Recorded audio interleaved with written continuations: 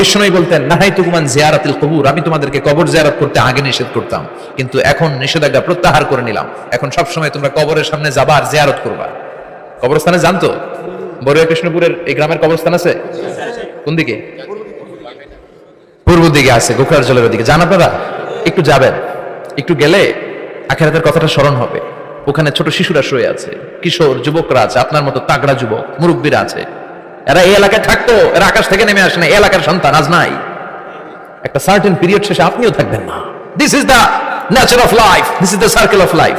ছোট্ট শিশু হয়ে এসেছিলেন, শৈশব, কৈশোর, যৌবন, প্রৌঢ়ত্ব। আগে ছিলেন সিঙ্গেল, বিয়ে করে হয়ে গেলেন ডবল। এরপরে আল্লাহ আপনাকে একটা মেয়ে দিল, এরপরে মেয়েকে বিয়ে দিয়ে শ্বশুর হলেন, এরপরে ওই মেয়ের ঘরে সন্তান হতে নানা হলেন। আর কতদিন? অনেক দিন হলো তো, অনেক লম্বা সময় পেয়েছেন আপনি। Think about that. এবার যাওয়ার কথা ভাবেন, আখিরাতের সামানের কথা ভাবেন, ফিরে যেতে হবে। কি শক্তিশালী যুবক! বার্ধক্য চলে আসলে লাঠি ছাড়া চলতে পারে না।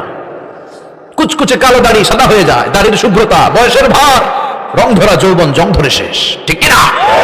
This is the circle of life.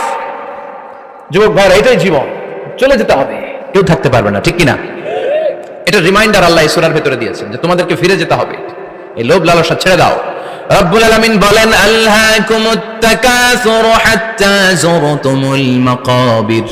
ও গোলাম, দুনিয়ার সম্পদ, লোভ লালসা তোদেরকে পাগল বানিয়ে দিয়েছে। এই লোভ পাগলামি কোনোদিন তোদের থামবে না যতদিন না তোরা কবরে ঢুকবি। ঠিক কিনা? কার কথা?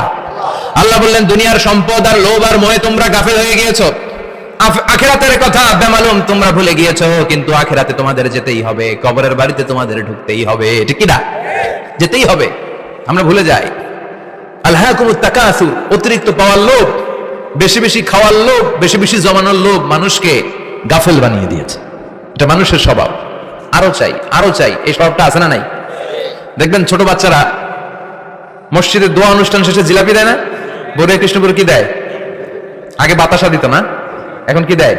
জিলাপি দেয়, মিষ্টি দেয়। তো মসজিদের 2-3 গেট থেকে যদি দেয়, ছোট বাচ্চারা দেখবেন এদিক দিয়ে কয়েকটা নিয়ে আবার ওই গেটে লাইন ধরে। ওর হাত হলো ছোট হাত, ওর হাত ভর্তি জিলাপি, আর নেওয়ার জায়গা নেই, এরপর আরেক জায়গায় লাইন ধরছে। আরো লাগবে, আরো লাগবে, এই আরো আরো আরো চাই।